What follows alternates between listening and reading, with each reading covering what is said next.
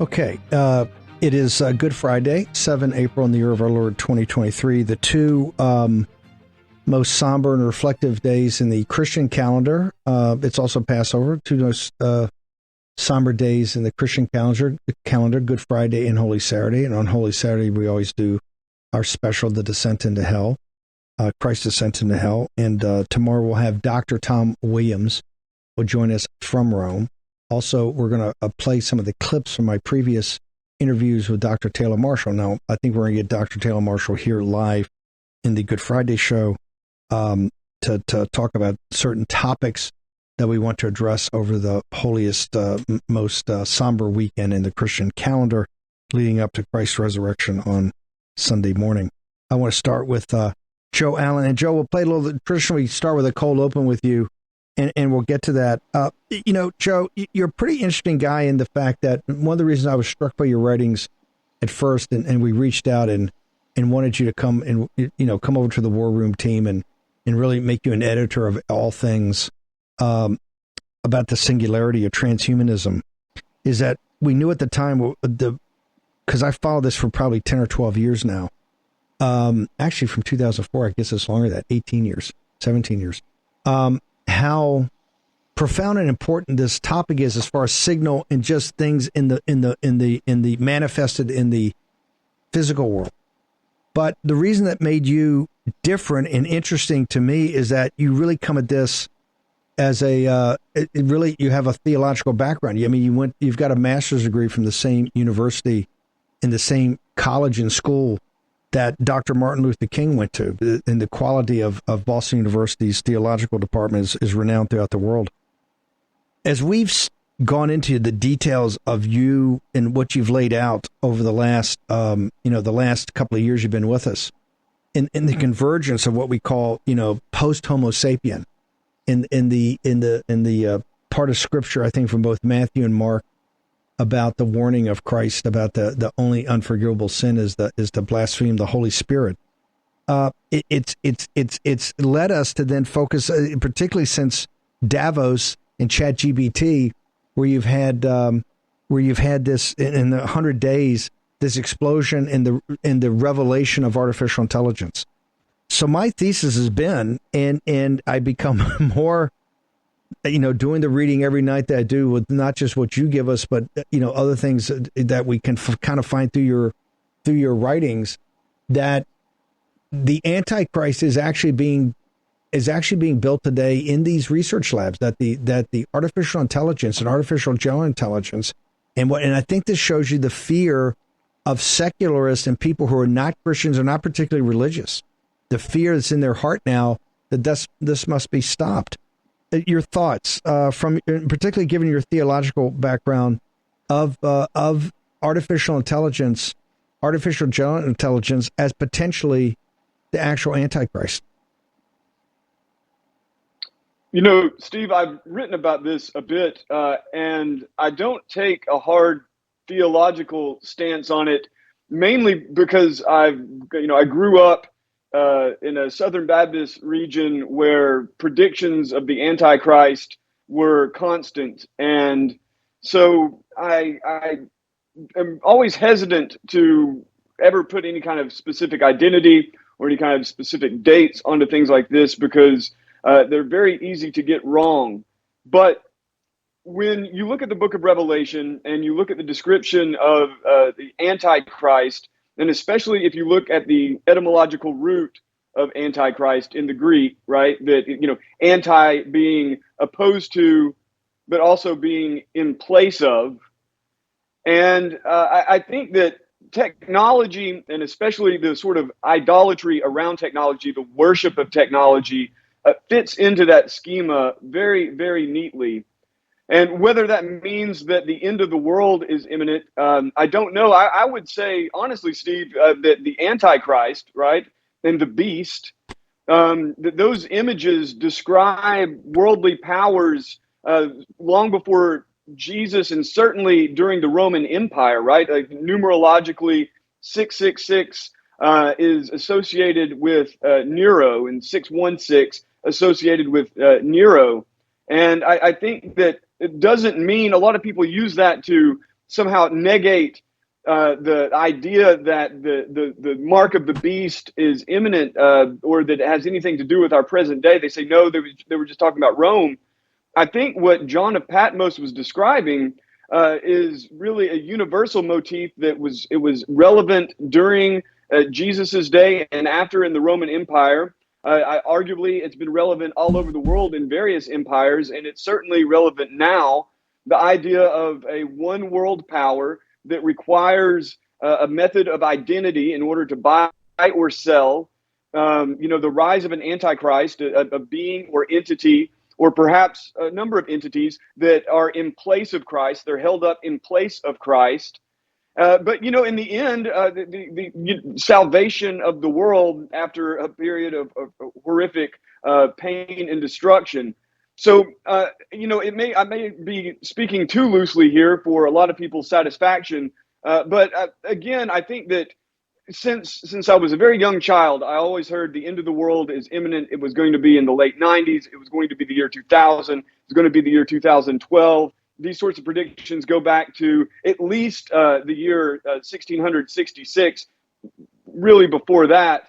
And the argument that the Antichrist is imminent goes back to the early part of the second millennium. So I think, Steve, that image, that symbol is absolutely relevant and accurate. The idea of an entity being held up in place of Christ, that is undoubtedly what artificial intelligence has become for a lot of people in the developed world, and probably in the undeveloped world too, although I don't have any knowledge about that. And I think that especially symbolic is the fact that GPT caught everyone's attention, because GPT has a facility with words.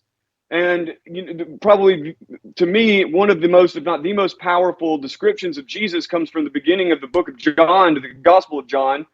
And that is that the Word became flesh, that Christ is the Word, that the Logos, the underlying reality of the universe is the Word. And in Genesis, God creates by speaking through the Word. And now you have a non-human intelligence that, even if it isn't capable of human reasoning as we reason, has a facility with words that is convincing to significant numbers of people. And that those people really do, especially at the extreme end, and we're talking about people in Silicon Valley, we're talking about certainly a lot of those you would find at Davos, and of course anyone who identifies as transhumanist. You have this new religion of technology, a techno-religion, the idea in the dream of Homo Deus, of life 3.0. And that it's mostly in the secular space, but really among the most disturbing developments in all of this, Steve, to me, are the high number of Christian organizations who are eager to adopt these technologies and bring them in as being these technological or digital mediators between their congregations and Christ. No, very disturbing. So, hang on, Joe. I want to bring in Dr. Taylor Marshall. Doctor, first off, thank you for joining us. And I want to, last year on our Holy Saturday show, Descent into Hell, we actually spent an entire hour with Dr. Taylor Marshall.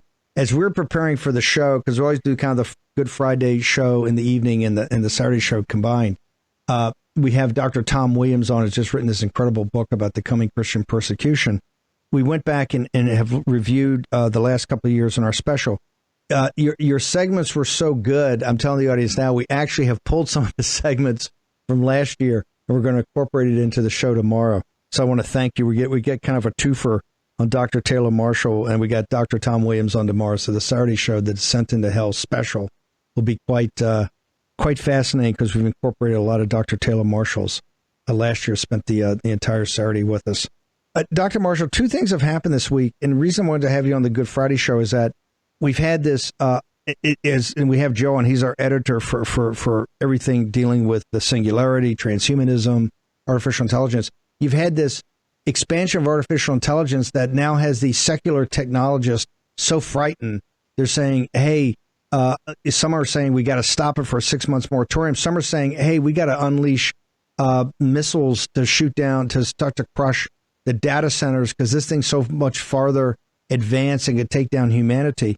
At the same time, you have the Covenant School massacre, which is obviously a massacre directed at Christianity and at Christian children, that in the secular world has now been twisted, that the problem is that the woman who identified as a man, it was because of her time at the Christian school, because of her Christian parents, because of the counseling she was getting from the pastor, that it was Christianity that warped her and turned her into essentially an assassin. Can you just just give our audience a situation report?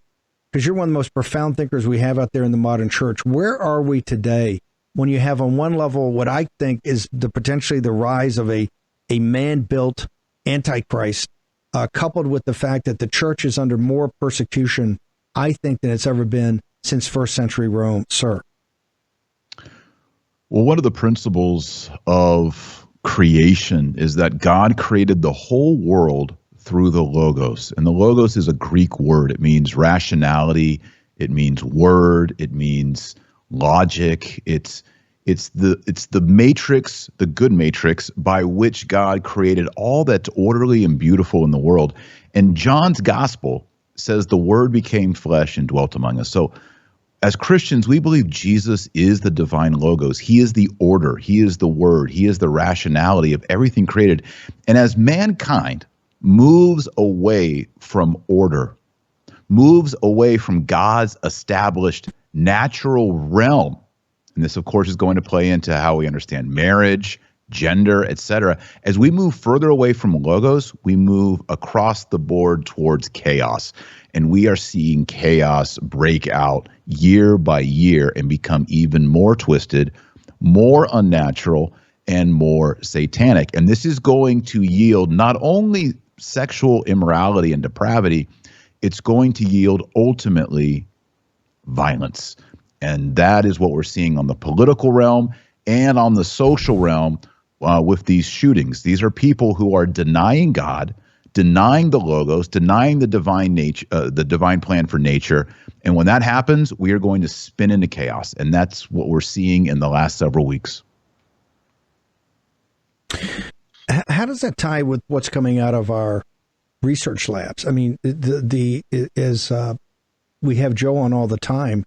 This introduction of artificial intelligence to the general population started in Davos 100 days ago. I mean, people have talked about artificial intelligence and been worked on, but it really came to the world's elites less than 100 days ago.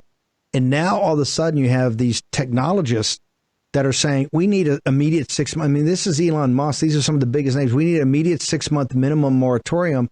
You have others are saying, and these are people that have driven the research in artificial intelligence, saying, hey, now that we see what this actually means, we need to actually have potential military strikes onto, if people wouldn't sign up to shut it down now, military strikes. Is there a possibility in Logos to chaos that a big part of that could be driven by man's hands and man's own inventions and technology? Well, you just look at the word artificial intelligence.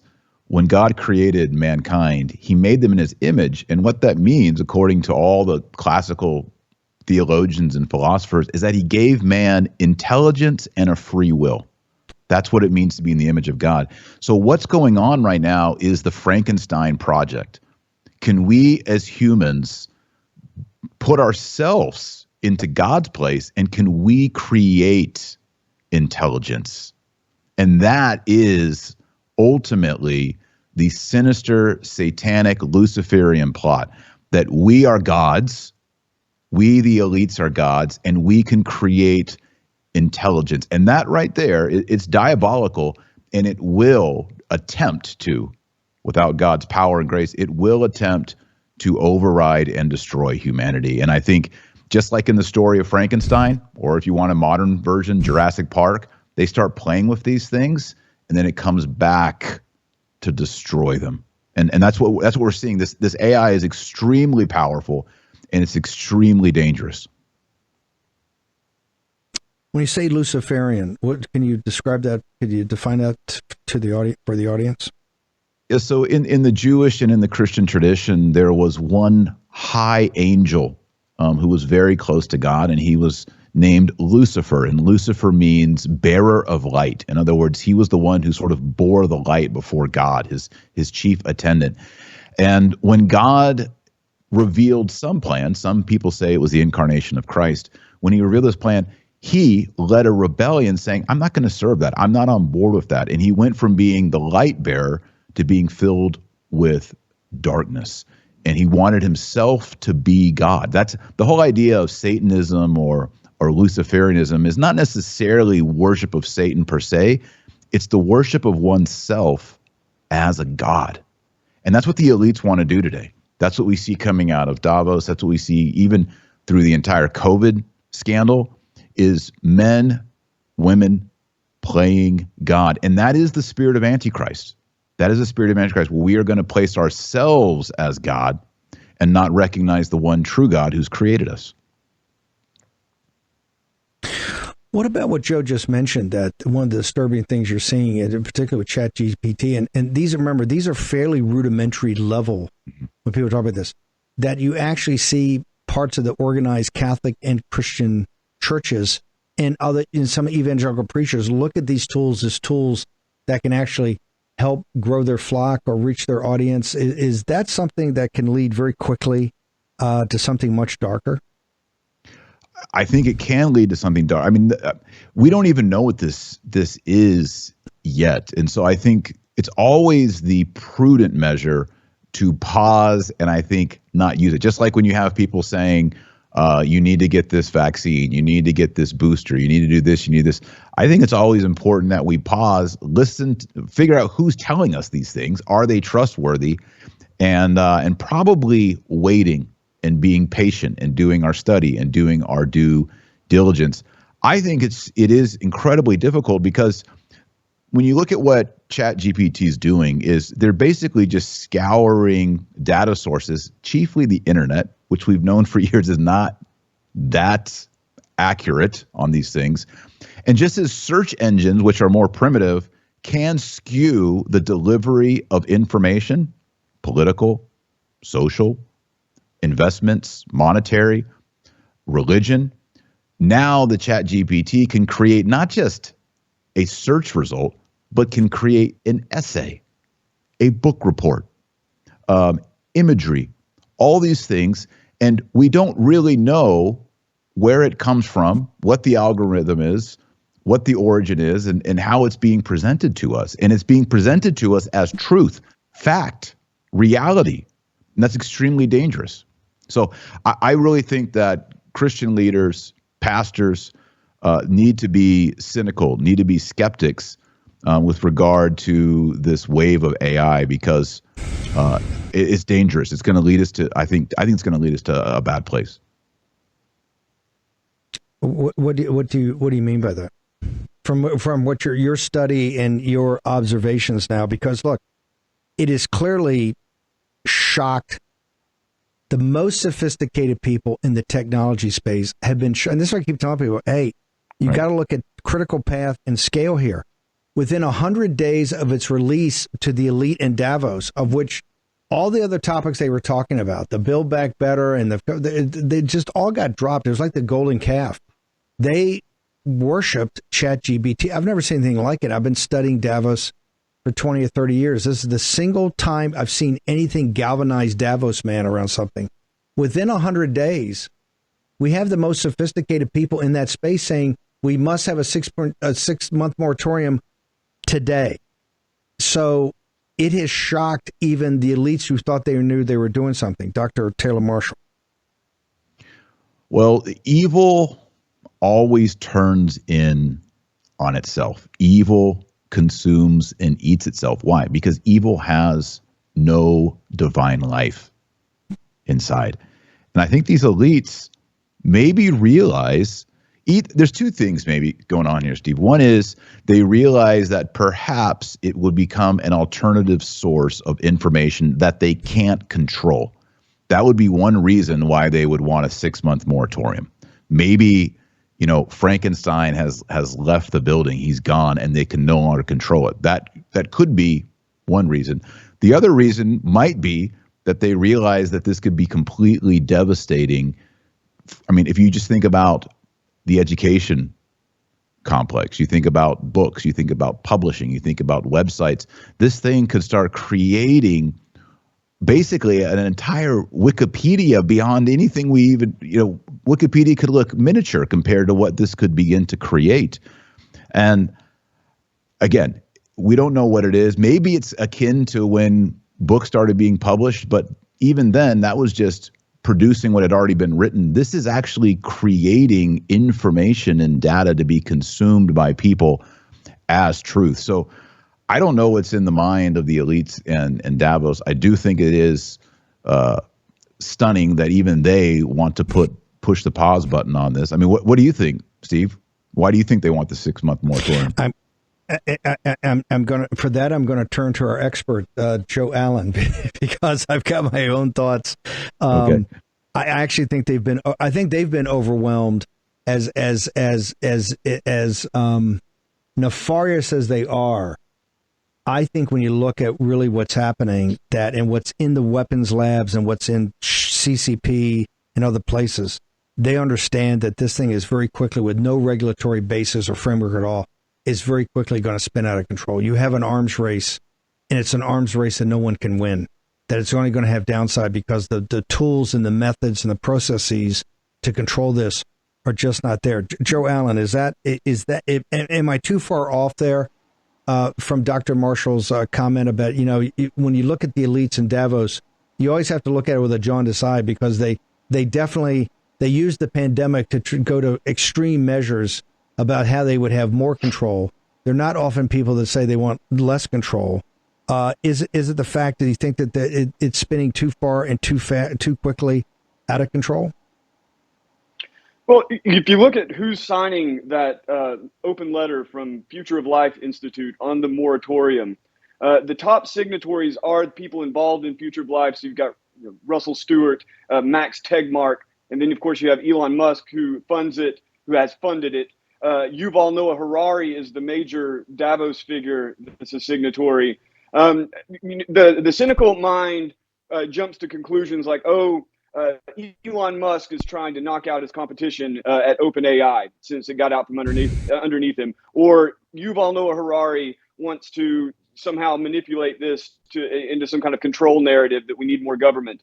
I honestly, Steve, I think that most of these people have real sincerity in the desire to slow this down. Most of them know that a 6-month moratorium isn't going to happen. And most of them also know that 6 months isn't long enough to really make any impact. But what it is, it's a way of starting a conversation in the public. What do we want out of these technologies? And they put out the worst possible cases of losing employment, even of fulfilling jobs, of losing control of our civilization itself. And the root of that fear, I think, is because of the unpredictability of GPT as a whole, especially GPT-4. And right now, they're training GPT-5, which is scheduled to stop its training phase in December. And so I think that they really are, I think most, if not all of them, really are incredibly concerned about A, the impacts on society, but also B, what happens when you create a system that shows generalist intelligence, and what happens if that system is out of human control. Dr. Taylor, Marshall, I know we're going to lose you, and you're such a central part to tomorrow. We got a couple of minutes. It's Good Friday. Any message to our audience of what they should be thinking about, where the world is, where America is, where Christianity is? And like I said, Dr. Marshall, we're going to reprise his great interview from last year for a couple of major segments tomorrow with Dr. Tom Williams. We got a couple of minutes. Any thoughts as you leave us on Good Friday? Yeah, I think in particular people are feeling cynical. They're feeling, with everything going on with Trump, with the shooting, with social norms getting totally out of control. The key to Good Friday is that God so loved the world, he sent Jesus Christ. Jesus Christ gave everything, all of his blood, all of his suffering, even his own life as a sacrifice for us. And we can't be self-centered and we can't be cynical. We have to be a sacrifice for our family, our friends, for the world. We have to take up the cross and follow Jesus Christ. That's the message of Good Friday. That's the message of fasting, which we perform on Good Friday.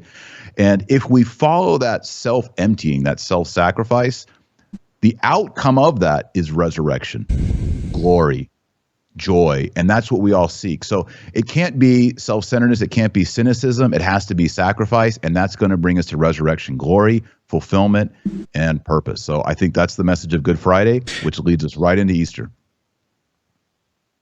Dr. Marshall, how do people get to you in your writings? Where do they go? They can go to taylormarshall.com, or the best place is on YouTube at Dr. Taylor Marshall. I'd be glad to see all y'all over there. Dr. Taylor Marshall, thank you for joining us on Good Friday and the very inspirational message about our Lord and Savior, Jesus Christ. Thank you, sir. Thank you very much, Steve.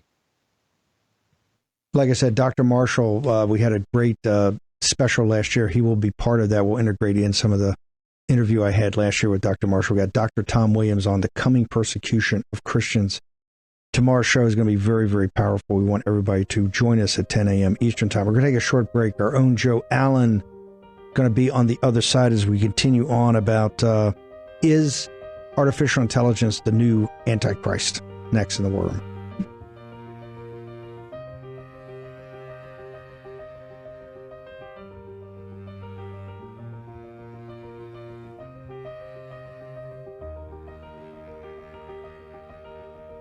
With Stephen K. Bannon.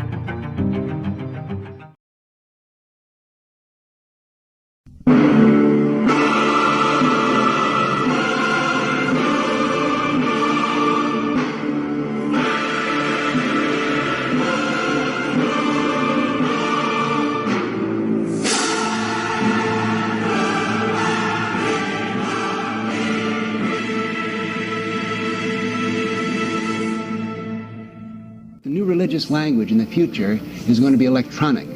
Electronics is going to be the language of theology of the future. You can say that for thousands of years already, people, millions of people, have found meaning in playing virtual reality games.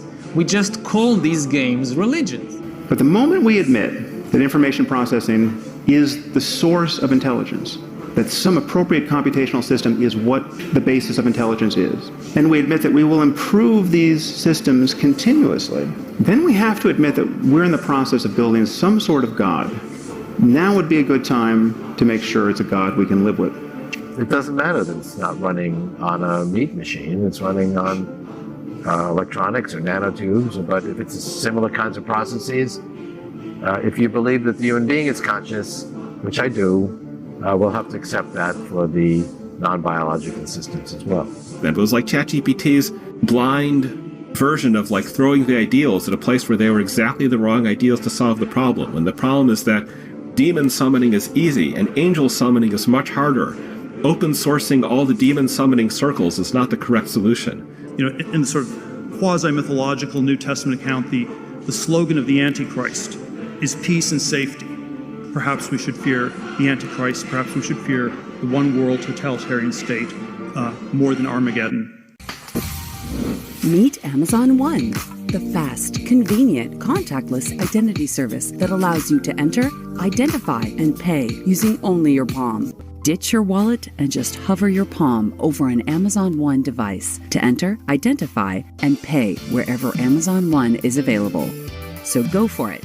Well, you can now pay for your Panera sandwich with the palm of your hand. You've heard that right. The restaurant chain partnering with Amazon to test its palm reading payment technology. We want to bring in Naren Chowdhury, Panera Breads. How exactly does this work? Because it might scare a lot of people. I think use of biometric identification is happening all around us, as we know, on airports, etc., and supermarkets already. So I just see this as a natural evolution of using biometric technology to drive convenience, loyalty identification, and payment. Swiping and tapping our cards and our apps are not just the easiest way to spend money, they're the safest way, unless, of course, we misplace our phones or our wallets, and then it's a nightmare. And soon your hand may be all that you need to buy anything that you can afford and many things that you can't.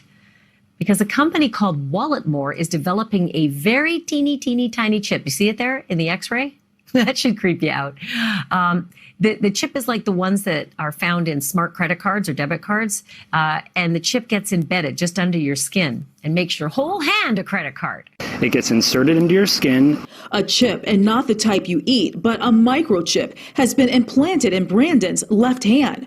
So after that was inserted and the swelling went down, I'm able to open up the front and back door to my house. I can walk up to people and have them tap their phone to my hand and instantly transfer my contact information, my portfolio, my COVID vax card. The slogan of the Antichrist is peace and safety. Okay, welcome back. Our Good Friday special. Want to thank Dr. Taylor Marshall for being with us for the first half of the show. Like I said, tomorrow we have Dr. Tom Williams, and we're going to cut in some of the classic interviews we've done with Dr. Taylor Marshall on our Saturday, Holy Saturday specials. So, Joe, your cold open here for the second half of the show, I think actually reinforces my point. we are in the process of building the Antichrist right before us, which promises peace and safety. Am I? I know you did that just to trigger me. So thank you very much, because you did it.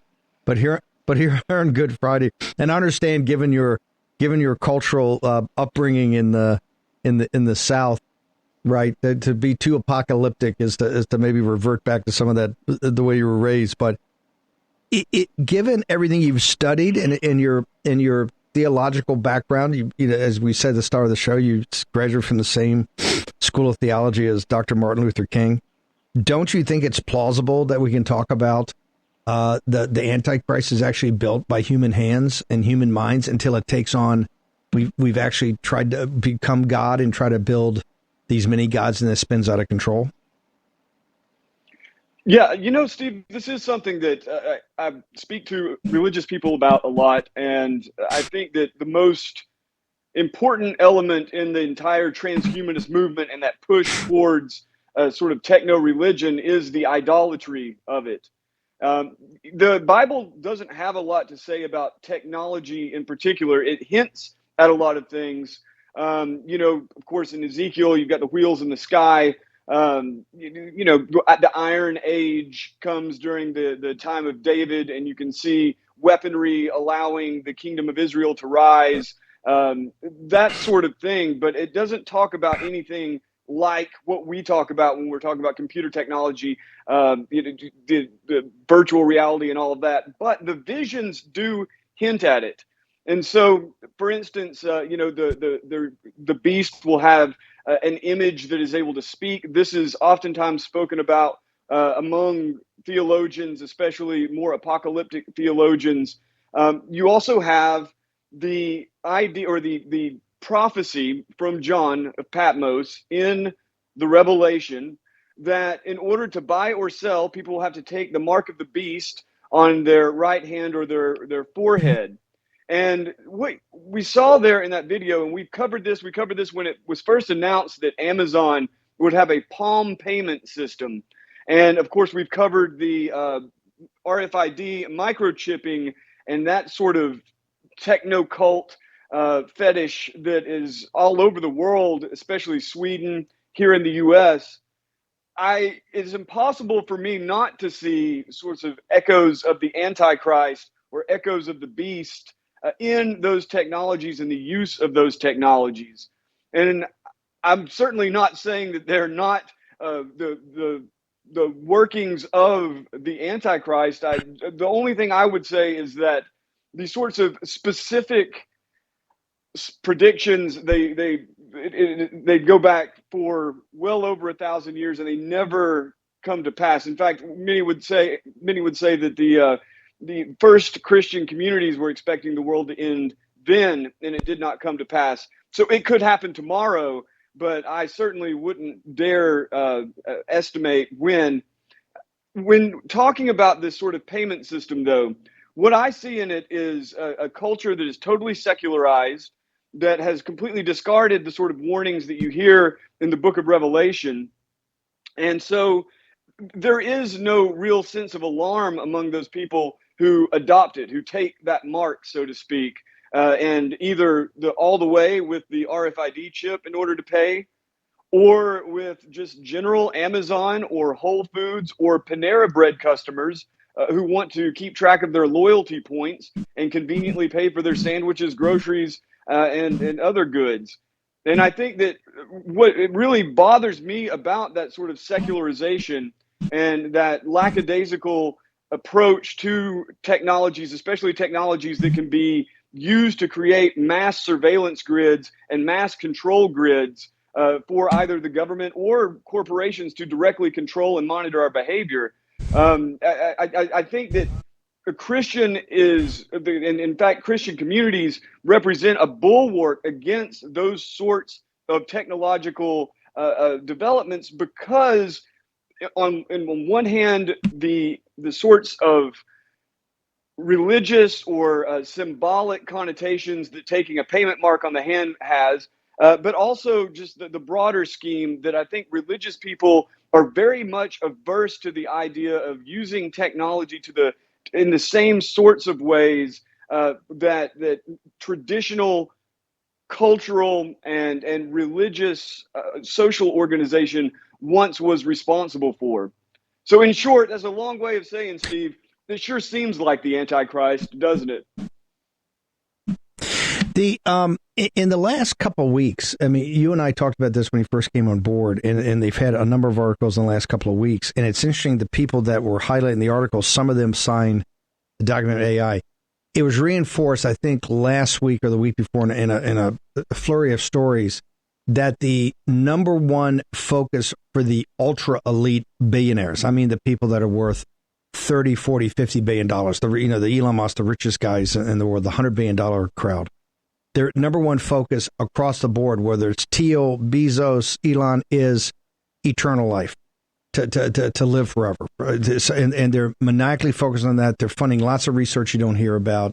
At the same time, a number of those people were the first that, if they did not sign the document itself to saying we got to stop AI, they are sponsors of the research of people that came out and said that. What tie those together here on Good Friday? Well, you've had these ultra billionaires that once again is getting out, and I've said this from the very beginning when I first started Transhuman. I said, hey, all these elites, everything is their focus on is they want to live forever and they could care less. But what they want is depopulate this earth, get it down to under 500 million people. Their whole thing is to live forever.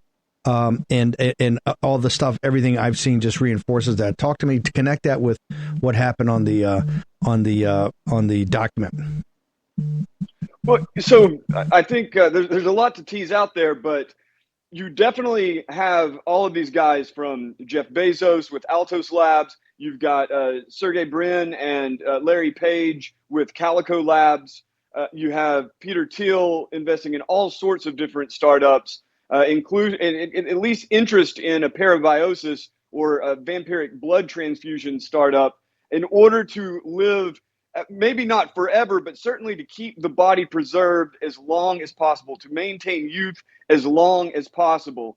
And in the transhumanist literature, and this includes a lot of writing by guys like Eliezer Yudkowsky, who are pushing to stop AI, the hope is that you will eventually have an AI system that is good enough that it's able to basically, you kind of transfer your mind. They would see it as just your neurological function, your mind, over into a digital form. And so the preservation of the body is really a kind of a short-term measure in order to get to the point that the technology is good enough that you can transfer your soul, basically your mind, over into a computer. And I think religious people see that as a horrific blasphemy. Isn't that the key, that you can't transfer the soul or your spirit? They may be able to do the system of Neuralinks, whatever it is, within the human brain, but you can't transfer your spirit or your soul. Well, I would say that the entire prospect is ridiculous, but the way they think about it is, I think the way that they believe that the human mind could actually maintain consciousness as it's transferred over, it begins with something that's known as the Moravec transfer, that was described in Hans Moravec's 1988 book, Mind Children. And basically, you have a computer system that is copying layer by layer, millimeter thick layers of the patient's brain over into a digital replica.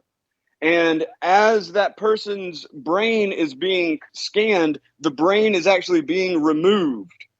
And so at the end of the process, the brain has been scraped down like kind of like peeling an onion until it is nothing and transferred over into a digital form. And Moravec had at least some inkling that that would mean your consciousness would actually transfer over into a computerized form. You have other very well-respected philosophers like David Chalmers who describe something similar to that in more modern terms, just as the brain it decays, or even before it decays, silicon neurons, artificial neurons replacing the neurons of the brain, so that eventually the person's brain is now the sort of immortal silicon brain, and then the digital representation of that brain inside the artificial brain could be transferred into a computer. I know all of this sounds insane, and I personally think it is insane. But this is a belief system that is part of a techno cult that